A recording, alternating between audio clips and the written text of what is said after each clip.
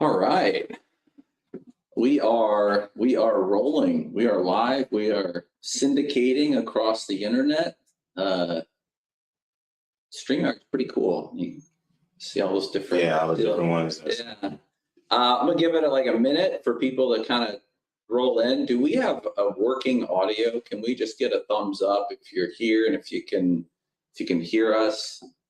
Give me like a thumbs up. Camilla or someone. Emoji, anything, just shows that someone watching. Yeah, there you go. Awesome. All right. Cool. It's good to see some people in here. So I'm Drew with Central Lending. Thank you for joining us.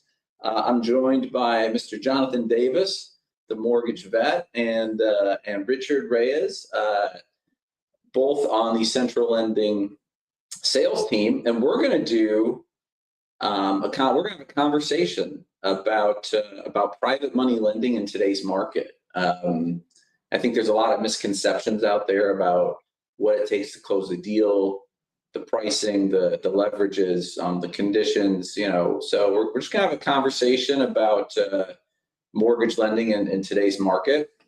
But before we get into that, I want to have Jonathan introduce himself. Maybe talk a little bit about your background. Yeah, so I'm Jonathan Davis, here with Central Lending, one of the account executives on staff. I've been in the mortgage industry about 16 years now. I've done everything from underwriting to processing to running the processing team, running operations. So a little bit of everything. Why I'm at Central is because I love being a direct lender. There's so many advantages we have, having our own money, lending it out. So. But yeah, I'm excited about this. I see you on there, Shalene.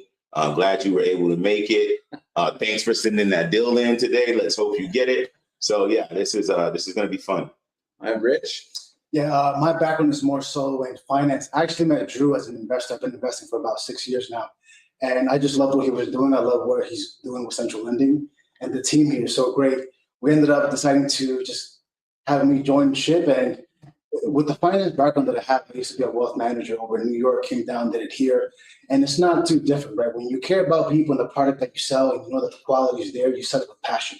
And whether it's selling financial services at CFP or selling hard money like just loans, when you care about the people that you lend money to and you believe in the asset that you're selling or the service, it's not that different. And I think that what we're doing here is really special. And I'm looking to see what we build in the next 12 months. All right. Thank you guys for the introduction. So I'm going to ask some questions. First question is to both of you. I'll start with Jonathan. What does being a good account executive in private lending mean to you in today's market?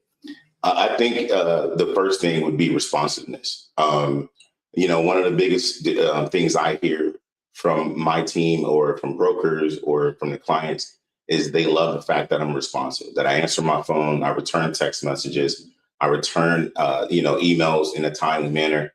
I think that's the biggest gap that I see from an account executive standpoint. One of the things that I work on really hard is keeping them informed, letting them know of any changes we have. As you know, Drew, we're growing a lot. Our technology is becoming more and more a part of what we do. So keeping them abreast of what we're doing on the backside helps them have a smoother process. Yeah, you got to call them and say that email you got, just ignore it. That's a bug. That laugh is too genuine. That's way too. Come on. All right, Rich, what about you? So what does it mean to be a good AE in today's hard money market? I think following up what JT just said, that is definitely first. Second would be being able to educate your brokers. Sometimes they don't know what they don't know, and they don't know what we can or can't do. So we have to take the time and have the patience. Say, look, I know what you're trying to do, but either we won't do it and just give a hard no, not a slow maybe, right? And then they can either take that somewhere else or kill it. But if we can do it, this is how we can do it. Are you okay with that? And more often times than not, they don't know that we can structure things the way that we can here at Central because they're so used to these cookie cutter lenders that they're used to.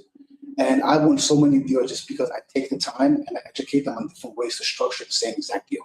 Yeah, I think, yeah, absolutely. So competency is also big. So yeah, Good stuff, guys. All right, I'm gonna start with Rich on this one. I'm gonna give you a softball. Give me an example of a deal that went well. It went just the way you drew it up. Yeah, so I actually, this is with Melinda over with Julian's team at Deal Fund 360. She came to me and said, hey, Rich, a lender dropped the ball on this. We have to close in 10 days. I'm like, I can't make any promises. And I love her, but she's spicy. I tell her, like, you're spicy, but we get along. And she gave me everything on time, Drew. No delays. She would email at 6 p.m. We got it closed in, I think, 5, maybe 6 days. Nice. And the borrower loved us so much that they told Melinda that they want to do more loans with us exclusively. Beautiful. Awesome. All right. What about you, Jonathan? A deal that went just the way I know it doesn't always work this way, but you drew the play up and everything fell into line. Honestly, Ana Vega, as a person, investor, I've been trying to get for years. Finally got an opportunity here at Central. And it's kind of like what Rich said. I mean, I had everything up front. She was jumping on the spot with the documents. There was no question that she didn't have an answer for when it came to it. You could understand and see that she was experienced in doing this and knew exactly what we were going to need. So the document prep was there. She was very responsive. I mean, like, appraisal notice went out. She paid it within minutes. Like, so those are the clients that, and I'm just saying that deal in particular with Ana, but honestly, that's how all of them go with the clients when they do that up front. Mm-hmm. Okay. I guess that's the green light. I'm gonna move to the yellow light. So an example of the deal that maybe it wasn't exactly the way we drew it up. Maybe a value came a little low or a credit score, maybe not quite what we thought, but we still found a way to get the deal closed. So a deal with a little adversity, but at the end of the day, we still closed. So an example of something like that, Jonathan. So I would go with the 500 credit score that we got done. Oh gosh. And the reason I bring it up is several reasons. There's so many misconceptions out there that, you know, your credit score has to be perfect and all those things. But this particular guy had a 500 credit score. On the surface, it looks like something we wouldn't do. However, when we looked at the credit report and took a deeper dive, we could clearly see that this is a professional flipper. The reason his scores were so low at that point is because his credit cards were maxed out, which makes sense as a flipper. So we looked at his experience over everything else. We took a little bit of a hit on the leverage. I believe he ended up getting like 85% instead of 92.5%. He was still happy that we were able to do the deal. So yeah, it had a little hair on it. It was his credit, which was the biggest hurdle, but everything else fell in place. And we just did a little haircut on his leverage and everything worked out just fine. All right. Rich, same question. So a deal that maybe you put it in and it didn't quite, not everything came in exactly what you thought at submission, but still got it done. Yes, I would have to refer back to the Sussex deals. Mm-hmm. Those been a long time coming. So this deal was brought to us by a broker who had what was initially a jumbo loan, ground up construction, was looking to refi out of it.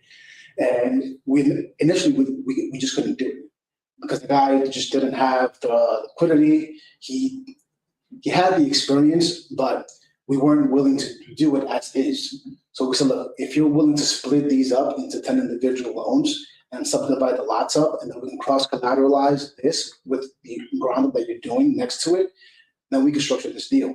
And it took a lot of logistics and negotiating with the broker and the borrower to make this work. And I think we closed about half of them.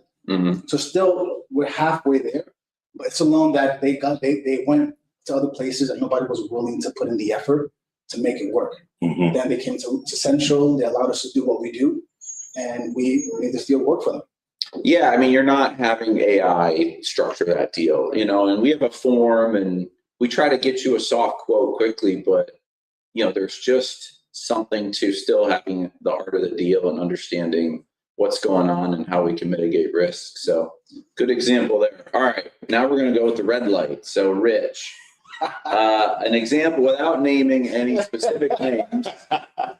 without throwing anyone under the bus, an example of a deal that did not close, and then maybe lessons learned, or however you want to answer. So I'll start with the lesson. Okay.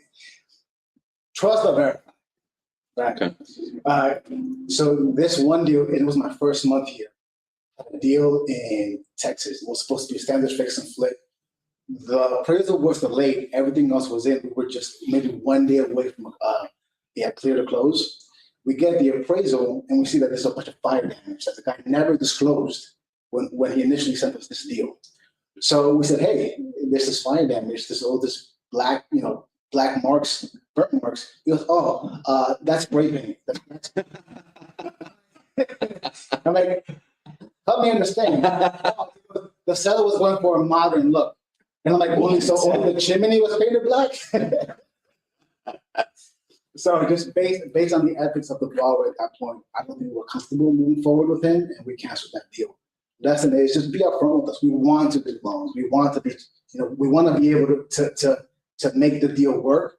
But when we start finding out that you're hiding things from us and we uncover that, and we begin to peel back these layers, and we just find nasty things after nasty things, then yeah, we will cut the deal. Yeah, no, that's a good. I think I remember that one. I think he was maybe selling it to himself or doing something weird. Yeah. So just be honest, and we'll try. And if we can, we will make it work. What would you say, Jonathan, for a red light deal? Yeah, to piggyback on just what you just said, though, one of our core values here is integrity over everything. So I think, that's one I've seen where Drew has zero tolerance for that. And you should, as a broker also, or as a client, just tell us the truth, like Rich is saying. But one for me is I think it's a good segue into why we've made some of the changes we have up front. This was one of the deals where the client told me he had X amount of dollars in the bank. He also said that they did their research on the property. It was they did a BPO, so they knew the value up front. And then he also told me that it was not a wholesale deal. And of course, we uncovered that it was a wholesale deal, which it's not a big deal that it's a wholesale deal. So I don't know why you would hide it. And then we uncovered that he technically hadn't really seen the property at all, even though he said he walked it. And then it came down to at the end of the day, he did not have the funds. He was getting the funds from his sister, who was going to get it from her credit card, who was going to then. That's just too many moving pieces. So and it goes into why we changed a lot of our upfront. I know some of my clients who have been with me from the beginning since I started here are like, man, you're requiring so much more upfront, because we don't want that to happen anymore.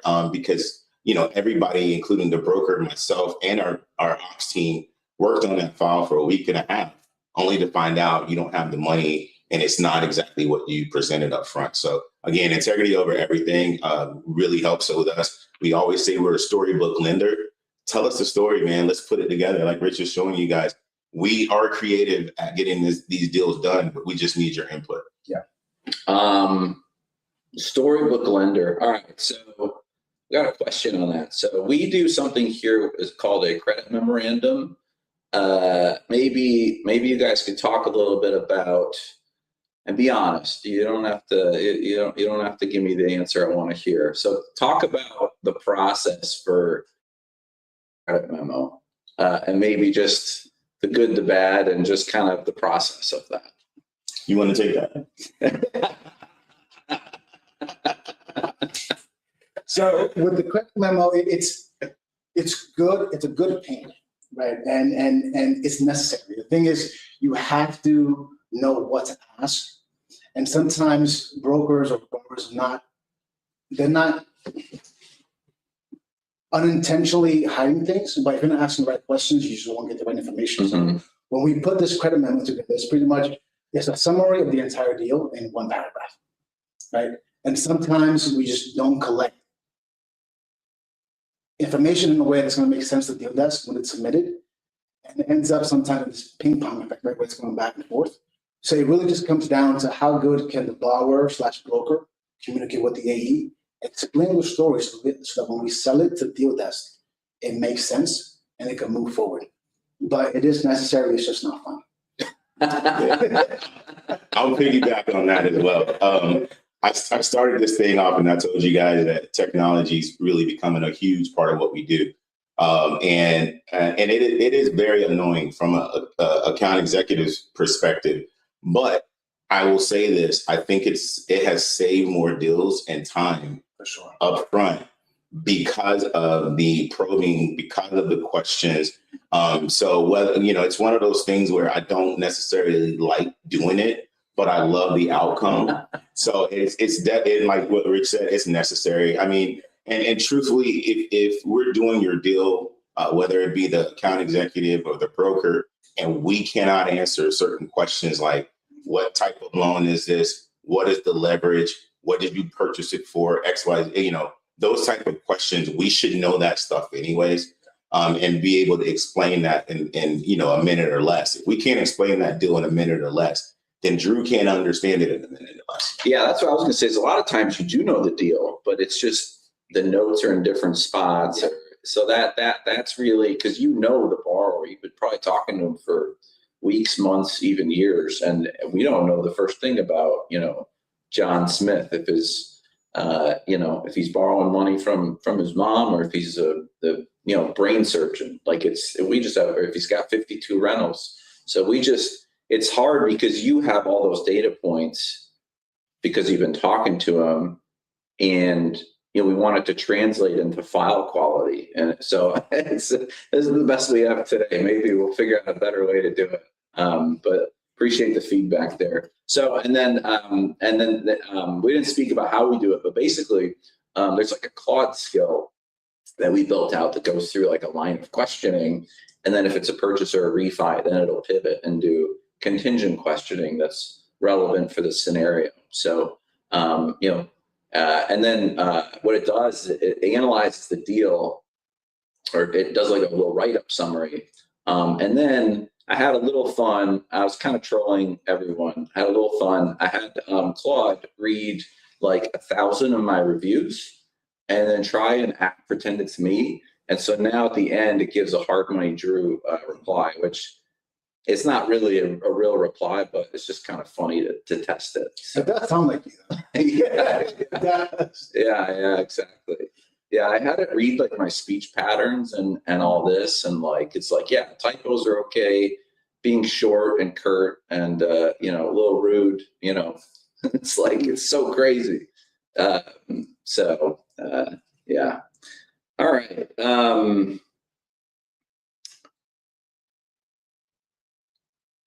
Let's see. I'm going to talk a little bit about quarterbacking your loans. So let's just say your borrower says, you know what, here's my deal. You got me my terms. I'm in. What do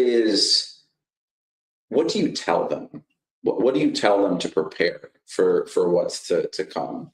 So what does that first 24 hours look like? So I have templates for everything. So the minute you say you're moving forward, the first thing I make them do is go into Milo, which is our online system that if you're not using it and you're a broker or a client, I highly encourage you to do so. It allows you to upload your documents secure, and it gives us one place to look for everything. But for me, I immediately send out a needs list that says, these are the items that I need to move the file, and these are the items that I'm going to need overall. And the reason I do it in those sections like that is because sometimes I don't want to sit around and wait on articles of incorporation just to have the file move over so we can order appraisal. So that's the reason I break it down like that. So that first 24 hours is really important.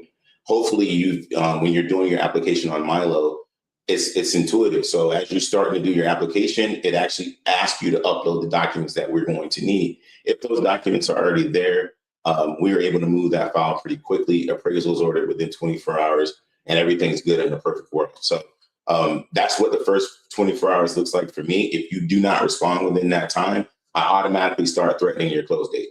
because at that point, what ends up happening, and it looks like we dropped out.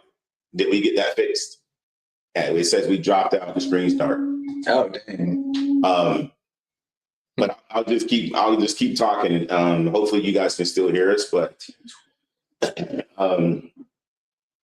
Oh, okay. Basically, it was Chris. All right, cool. So, so basically, what I do once that happens, if you do not respond within that 24-hour period, then I'm joking and saying it, but I'm telling the truth at the same time. I start telling you, hey, if you really want to close on time, this is what I need. Because what happens is we're sitting around, and oh, by the way, it does clock us. We're getting graded on how long the file sits there before it moves. So if it's 72 hours, I start getting the kindly grams from Drew saying, what are we doing? And if it's at 5 days, I start getting a different kind of gram from Drew. So, but the reason we're doing that is because we are trying to keep things on track. So that first 24 hours is very important. So if you don't respond within that first 24 hours, I start threatening your close date. And then from there, we seem to get a little bit better traction. But that's how I do it within the first 24. I'm gonna have to take a few of those tips off of you, man. Yeah, how would you say Rich, how would you say you kind of set expectation, not overpromise, but set them up for success? Like where's the balance for you? Yeah, so it's a relationship, right? At the end of the day. So you know what I'm accountable for, you know what you're accountable for. And if I tell you that this is what I need, that's what I need. And if I see that you're dragging your feet, I'll remind you, I will only move this file and communicate as fast as you do. If you drag your feet, I have 20 other brokers that are happy to take my time, right? So if this is not important to you, I promise you it's not important to me. And it ruffles feathers, but it kind of gets the point across of, if you need me to close the loan for you, I'm happy to close it, but you need to carry your weight. Mm-hmm. It's all about accountability, right? It is. It has to be. I mean, you want me to push our team operationally to close your loan on time, but you're not willing to do the things that we need up front. Yeah. So, I mean, the expectations have to be set on both sides. And I even send out to all my brokers have my 10-day blueprint. Mm-hmm. Now, the people who are using the 10-day blueprint do very well. I mean, we close their loans pretty quick.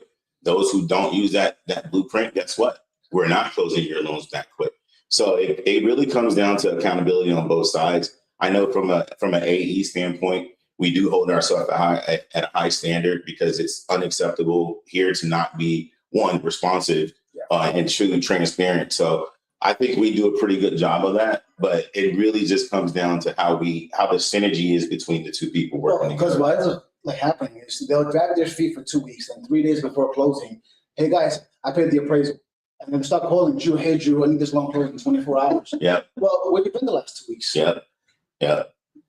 So how do you solve that problem, Rich? How do you solve it? By day one, hey, this is now unqualified. This is what Pamela needs. Get this to Queen and Geo. Once we have that, it goes into processing. Once it goes there, you will get an email from Charmaine with what you need. Make sure she's your best friend. Once it's there, whatever she needs, get it to her in 24 hours.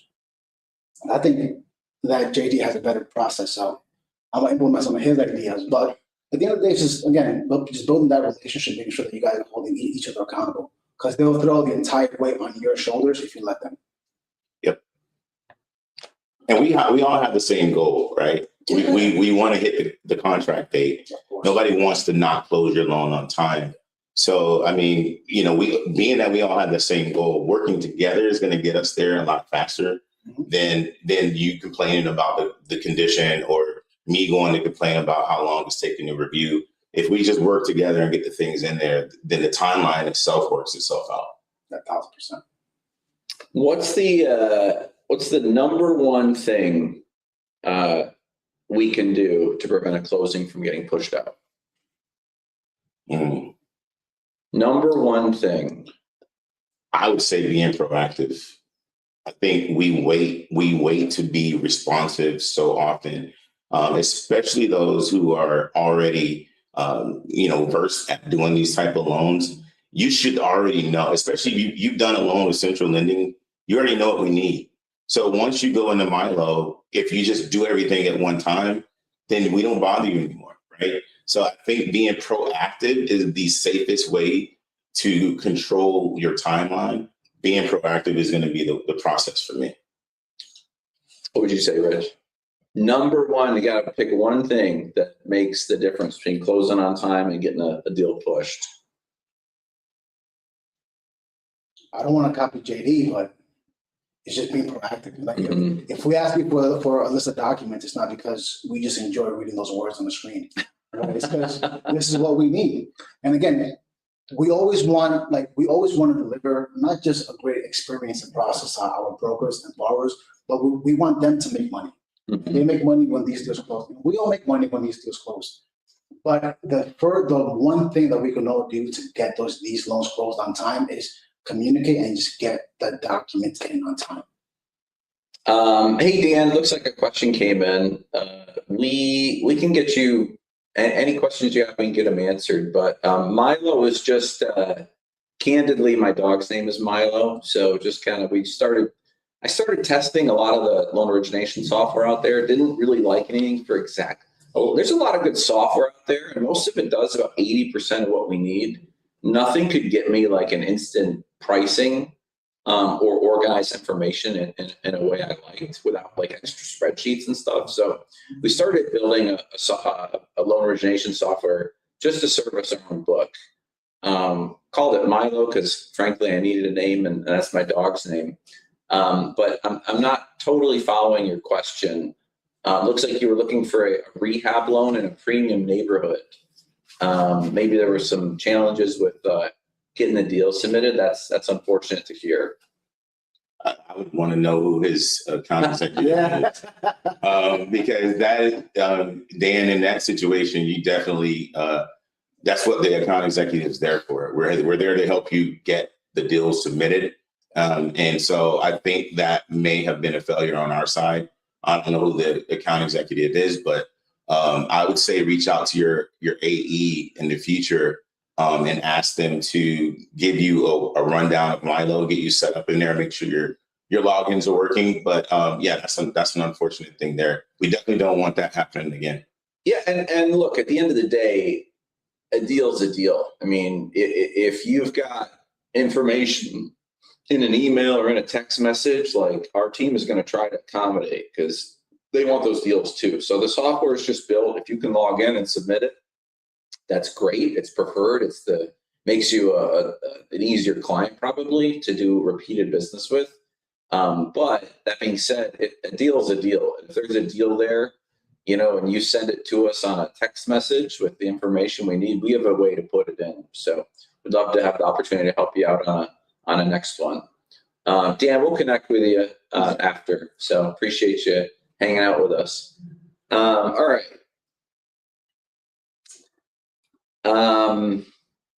We'll talk about more career strategy. So it's kind of interesting. What we do is almost a sport.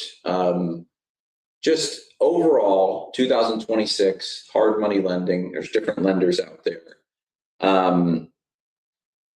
If you had, I'm gonna start with Jonathan, the mortgage vet. If you had no pipeline at all, you're starting from scratch, what would you do for the next 30 days? If I had zero pipeline starting from scratch, I would, first of all, I would ask for as many personal contacts that I would have, within my own sphere. I'd start there, asking for contacts of anybody they thought would be looking for this type of loan. I'd scour social media and get into a bunch of the groups that are out there that are always looking for lending for these type of loans that we do. And the last thing I would do is I'd reach out to realtors and see if they have any investor clients that are looking for hard money lending or direct lending, those type of things. So that would be, and obviously brokers. I'd reach out to brokers from different shops and see where they put their loans at, what they like about them, what they don't, and see if we can't grab some of that market share. So that's what I would do if I had zero pipeline. Same question, Rich. No pipeline. You say, I'm doing this based on lessons learned and kind of going through it. What would you say? What would be your game plan for your first 30 days? Am I limited to these 30 days?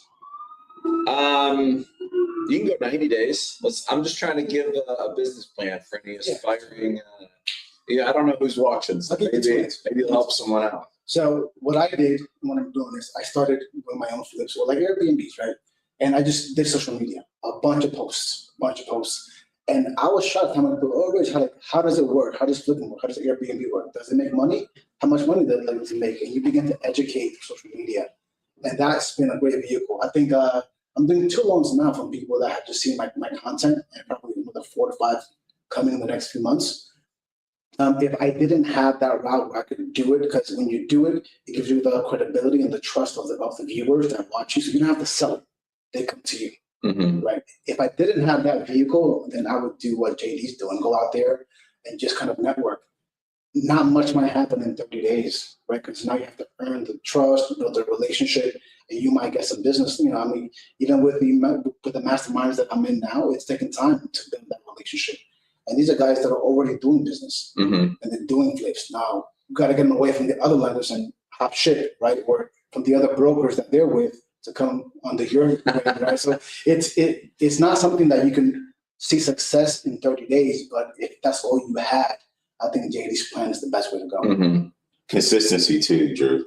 Yeah. It's easy to start that stuff, and it's hard to be consistently doing it week in and week out.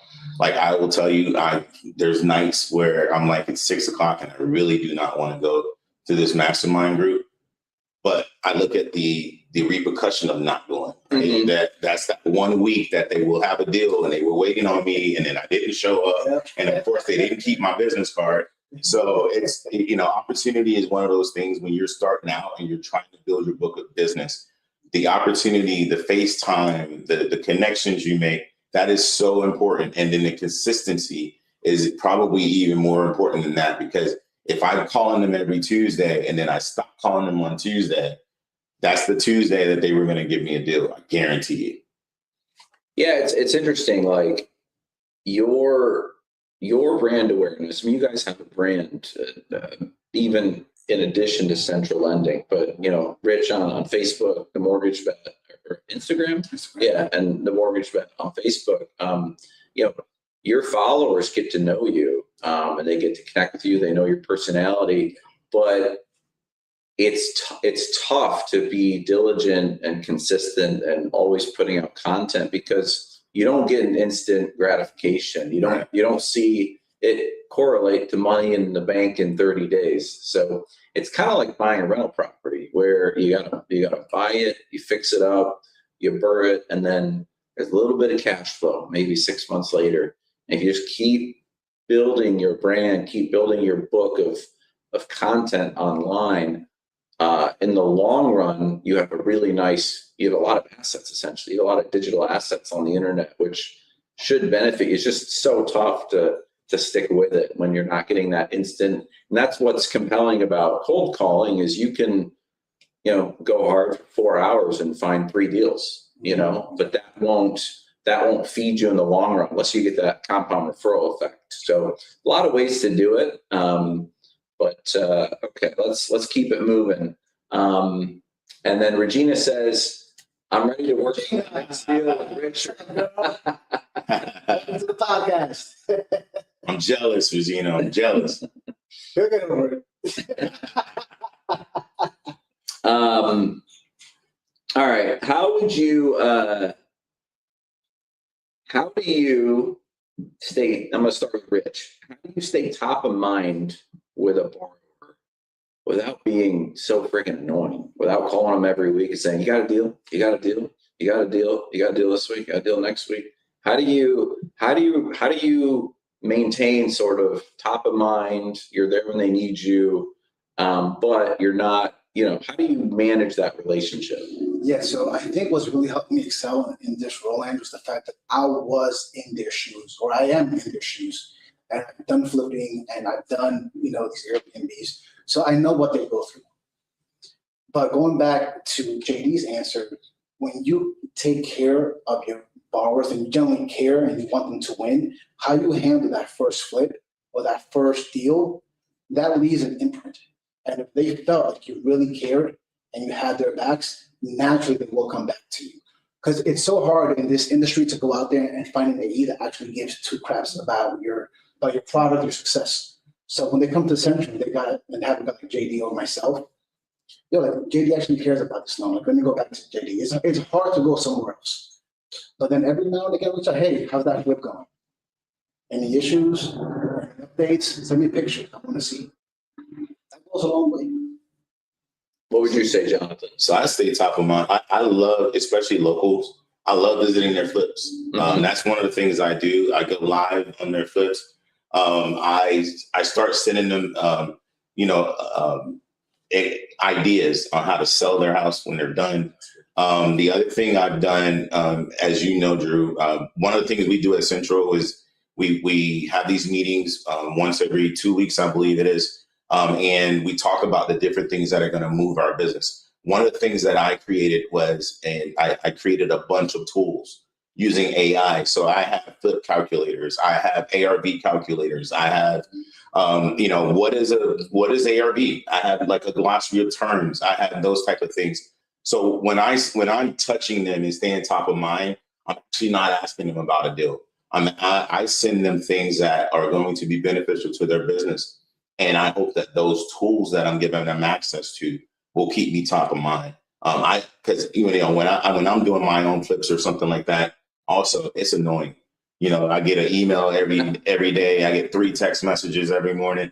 Like, I'm not going to ever be that person, but I am going to be the person that once every 2 weeks or once a week, I'm sending you a tool, and then I'm asking you to, Rich's point, how's that flip going? You mind if I stop by, especially on the local ones? Hey, I just want to go over there and go live on your, help you, start promoting your flip. So those are the type of things I do to stay at top of mind, not necessarily. And we just, if you're using Milo and you were a broker, we just rolled out the CRM on there. I think it's amazing. Bree sent me a client today, and he just raved about the CRM. He raved about the AI. He raved about all those different things. So I think our tools also help us stay top of mind, and that CRM is going to be a big help. Sweet. All right. Oh man, yeah.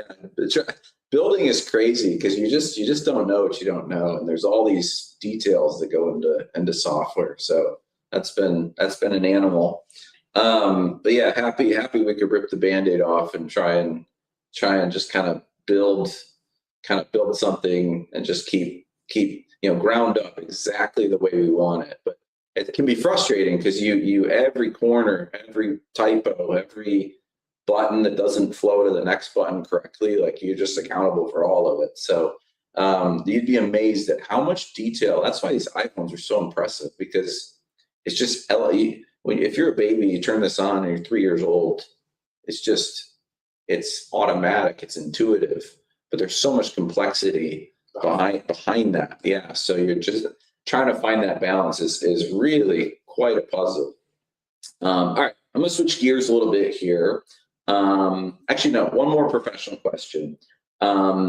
Rich, when your pipeline gets busy, how do you protect your time, right? You got clients that they want to tell you all about your deal, their deal. You need to learn the details, but you've also got a pipeline of 25 other loans that need to close on time. So how are you finding that balance? Actually going to that right now. So I have to be in on my team, and I have to delegate what I can. Right? So I know that sometimes as AEs, things just sometimes get faster when we handle the entire file, but it's just not the most productive way to use our time. So when that happens, I'm like, hey guys, I need you guys to do this for me. You don't work for me, I just need your help this week. Right? And you do this, you do this. And I know that I have brokers that are a bit long-winded, right? And it's okay when we have the time for it. Like, hey, I got 5 minutes, and I just got to control my time as much as I can. But we sometimes get into the situation where we have so many loans to process that we can only do so much. Mm-hmm. And I don't know if I can say this or not, but I mean, there's days where I'll stay up till 11 o'clock working because I don't want my brokers to miss their deadlines. I don't want these borrowers to lose their EMD. And if that means that I have to work 5 hours a day extra for a week, that's a small price to pay. What would you say, Jonathan? I tend to, again, throw it back on the client. I'm like, listen, you got access to my calendar. If you don't pull time off my calendar, I can't just sit on the phone and talk to you. We're hopeless space.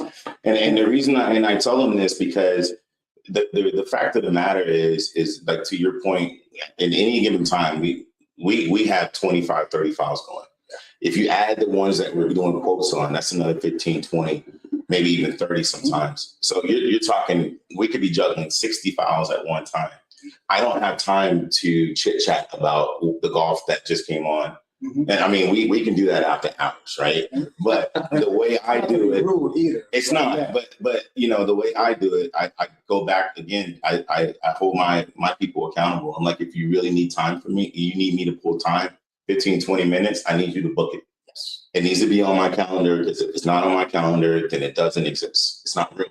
So that's one of the ways I do it. The other way that I stay on top of my timeline is I make sure they know up front, these are the days that I have my pipeline calls. So these are the days that you can expect updates. So they already know when the next update is coming, because I set that precedent up front.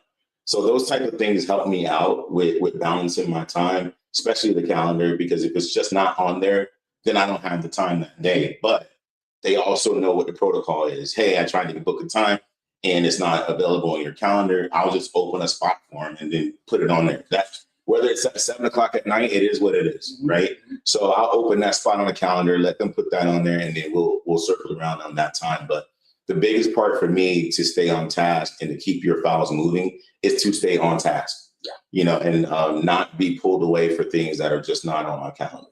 So, when I think of, we're business purpose lending, I just want that to be clear. We're not lending to consumers, but talking to a contractor borrower, it almost feels like consumer, like they're the end user of the money, right? Even though it's business purpose finance. And when I think of talking to brokers, I think of that as almost like more B2B, right? They're a professional loan originator, as are we. It's a different, it's just a little bit of a different conversation. So I want to talk a little bit about, you know, business to business, us talking to brokers. Jonathan, when you're talking to a broker, what are some characteristics that make you think, man, this broker is awesome. I want to go to bat for this broker. You know, I can build a huge pipeline with this broker. What are some things that really are really helpful in making both of you, at the end of the day, more effective? I think when they start talking industry jargon, that's huge, because that I understand right away. I don't have to explain things in detail. I just need to tell them what I need, right? That's one of the things I look for. And then the other is the way that they ask the questions. Like, what do you expect from me? What do you need from me? What do we need to do to hit these dates? What is the process? They just talk differently because they've been there before. Maybe it's with another lender or not, but they've been there before. So the conversations aren't surface. We can get into the weeds a little bit. They can ask questions about underwriting. What do you think underwriting is going to say about, you know, their mom giving them a gift and she's not on the LLC? You know, they can have those type of conversations where you don't really want to go that deep sometimes when somebody's a novice, because now you're getting them somewhere that may not even come up, right? Yeah. So I think when you're dealing with the brokers, those type of brokers really match well with me, because now we can just get to the deal. And if we can get to the deal, that person understands pretty quickly what we need. And those tend to be very easy transactions, especially when the broker is responsive and they understand that stuff up front and they hold the client accountable. So to me, those are the type of brokers that I love to work with. But they're also going to be, most likely, they're going to be like, hey, I gave you everything you needed, and here we are on the 9th and we're not closing. What happened? Mm-hmm. And then just like I'm expecting them to hold accountability, I've got to hold accountability for that as well. So those broker relationships tend to be a little bit different for that purpose. Yeah, certainly high level of competency when you can get right into the deal and just be extremely effective. That makes a lot of sense.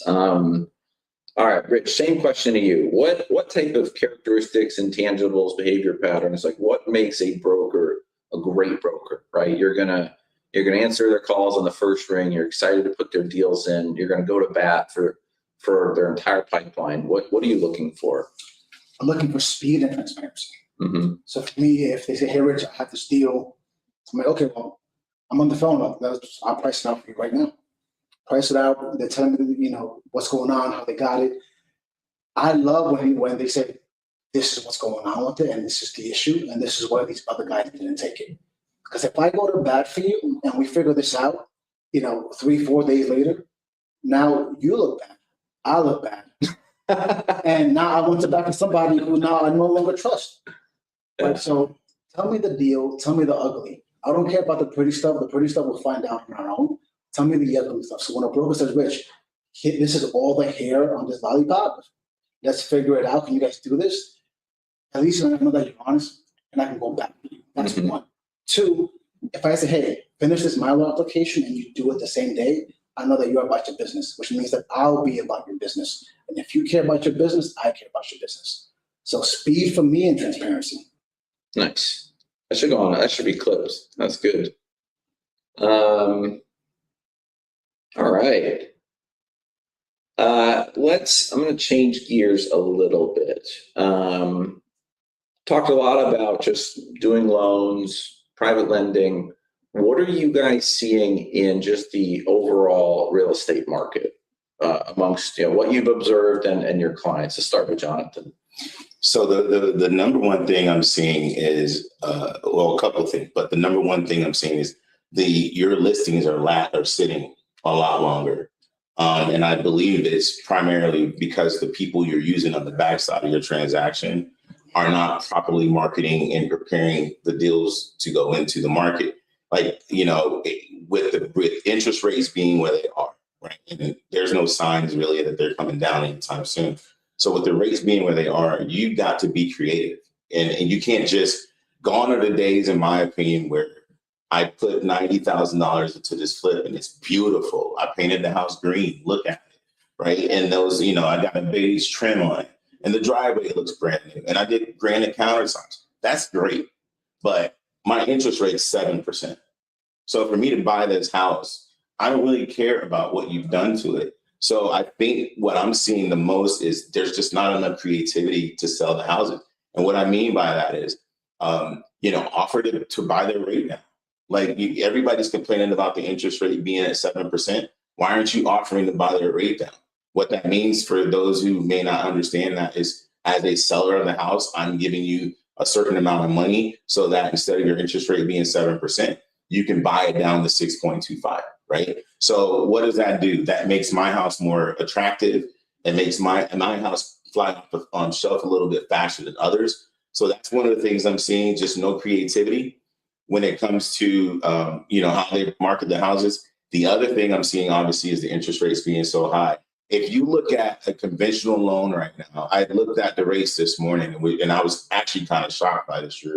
If you go on our website right now and you do a fix and flip loan, we're at 9.49. You can buy it down to 10.99 is the highest. But when you look at that and compare it to a conventional loan with 20% down, their interest rate is 7.8. Like, so, I mean, that's not too far from our market, which tells me that we should be doing a heck of a lot better than we're doing right now from the numbers standpoint, because the spread between it is not that wide. So I look at those two things as the number one things I'm seeing in the market right now. It's just learn how to market your deals. I mean, John Creamer is one of the guys that he does a fantastic job marketing his deals. You know, and if you're in the market and you're seeing that your listings are sitting a little bit longer, I encourage you to go to social media, see what some of these larger flip people are doing, investors are doing when they're marketing their products, because he's selling his and his houses are at the top of the market as far as price, even with or without the rates, they're going off the shelf. So I think that's the biggest thing I'm seeing. Just be a little bit more creative on the backside of it. And of course, use us for the DSCR loan. I mean, you don't want to sell the house. You sell the house, you got a whole bunch of profit. You're going to have capital gains. Refinance that thing and take the cash out. Okay, I'm done. All right, Rich, same question. What are you seeing just in the overall broader real estate market? You just yourself, what you've observed, and then what are your clients dealing with? Yeah, so that's a twofold, so two different answers. On this side, I have a lot of first-time investors that think that they're going to rehab a house and sell it in 6 months. Like, that's not going to happen. Yeah, I can tell you our average payoff time is about 10 and a half 10 months. Yeah. And that's the average, or that's the median, excuse me, but same idea, right? But yeah, everyone tells you 6 months, but Right. I'm here to tell you it's really 10. So it's just a lot of a delusion out there, especially for like first time investors. Expect 12 months, maybe even 18 months. And then even on the seller side, they're just these homes are just sitting there for months and they're not trying anything different.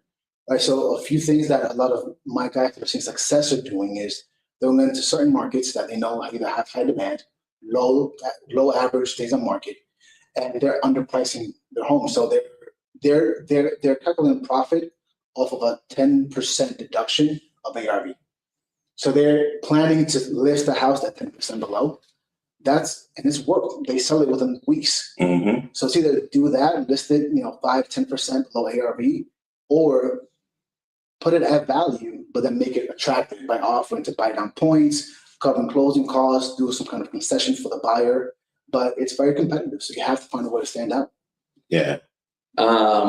Okay, I'm going to switch a little bit to a different market, which is the market of hard money, right? So we're not the only lender out there, as much as we'd love to believe that.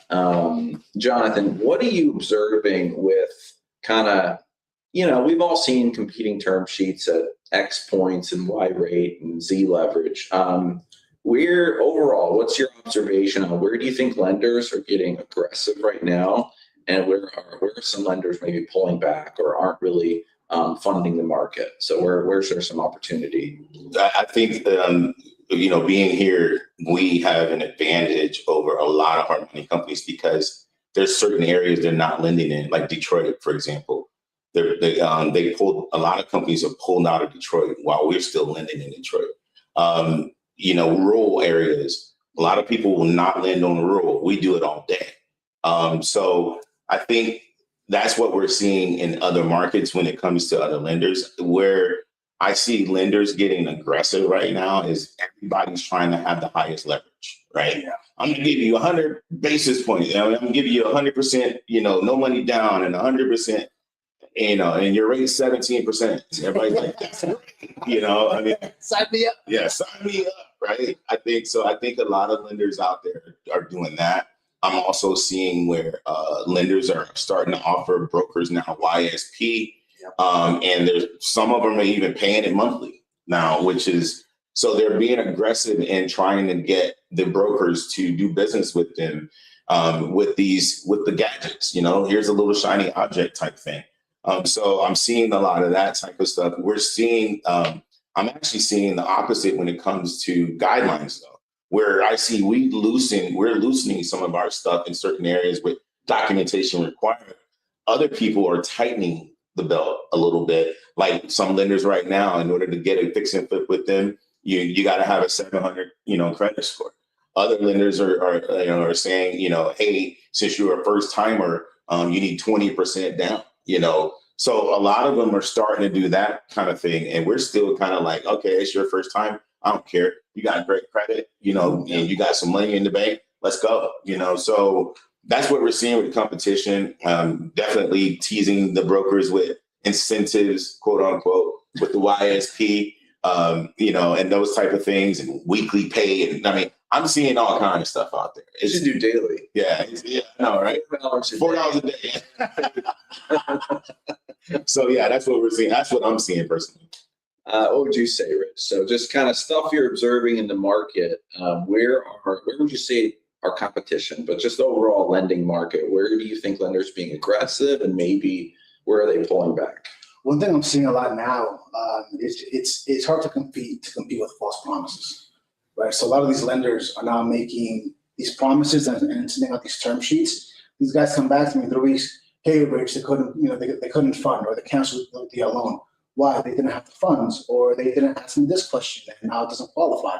So they're making these very aggressive offers on leverage, points, and closing period, and then they fail on one, if not multiple of these. These guys come back to us, hey, Rich, I got 10 days. Well, I gave you an honest term sheet of what we could do. I vetted you to make sure that we could take you all the way, and you went somewhere else. And now you want to come back to me and close in 10 days? I can't do it for you. So it's these guys are just getting very aggressive on term sheets. And we don't lie to the broker because if I know that we're not going to match it, I'm not going to lie to you to bring you over to central lending for us to make you look bad. So that's something that I'm seeing a lot, especially, I'm not even going to name companies right now, but it's something I'm seeing a lot of. Okay, so what would you say, what is the most common thing borrowers incorrectly shop? Or what's the thing they miss, right? What's the thing that kills the deal that they didn't check up front that they could have checked? So how would you answer that question? So a lot of times I've noticed that they also give different data points to different lenders. So they're like, well, this loan amount is higher.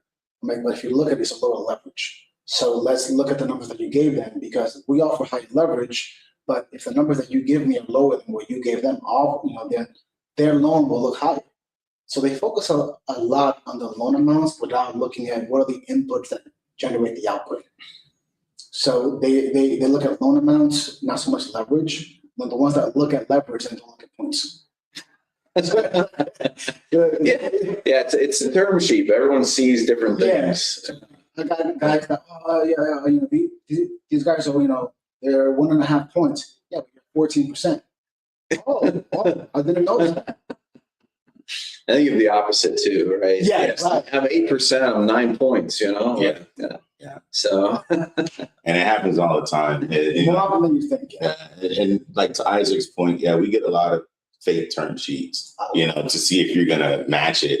And the thing is we have ways to know what the market is actually doing, right? I know if that term sheet's legit.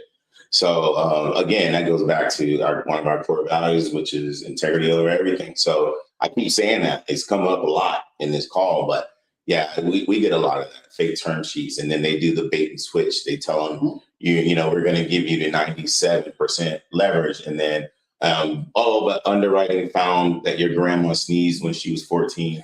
So because of that, we can't give you that leverage. So that happens all the time. So to add to that, real quick, so we actually just canceled a broker's loan because he had gone to a competitor and they were willing to finance a full interest reserve plus closing cost. And when they added that, when we added it, the liability was 0.75. So the investor wasn't going to make no money on this deal. So why do the deal? Because they make money on it. Yeah, see now. Right. So I'm seeing a lot of these term sheets where it's not favorable for the investor or the borrower, but because they make money as the lender, that's what they care about. But we don't operate in the same way. No. So we're not going to pretend to compete. I just let them go.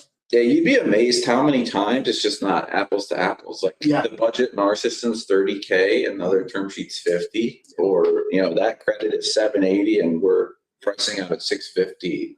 So just being detail oriented and matching every line you can to see if this is even something we want to compete with, or like I don't mind competing with a lender. I don't mind losing to a lender as long as they can perform on your deal.